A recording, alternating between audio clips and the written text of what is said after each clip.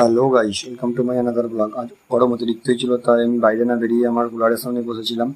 তো হঠাৎ করে টাইম কমপ্লিট হওয়ার পর শেষ একটুখানি কাজ কমপ্লিট করে বাড়ির দিকে রওনা দিয়েছিলাম। তো এটা হচ্ছে আমাদের অফিসের পার্কিং প্লট। তো এখান থেকে আমি আমার বাইকটা নিলাম, নিয়ে নিজের সেফটি আছে কিনা দেখার জন্য দেখলাম যে হেলমেটটা ঠিকঠাক পরা হয়েছে কিনা। তো হেলমেট পরে বাড়ির দিকে রওনা দিয়েছি। এইটা হচ্ছে আমাদের অফিস থেকে আসার এই রাস্তাটা, এটা খুব সুন্দরই লাগে সবসময়। তো আশেপাশটা খুব সুন্দর দেখো। তো এটা করতে করতে ভিডিও করতে করতে বাড়ি আসলাম।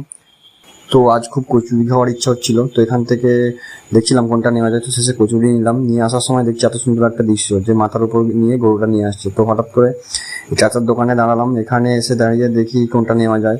তো তারপর আমার মনে পড়লো আজকে নেটফ্লিক্সে সিরিজ দেখার আছে, তো আমি আমার লেজটা নিচ্ছিলাম।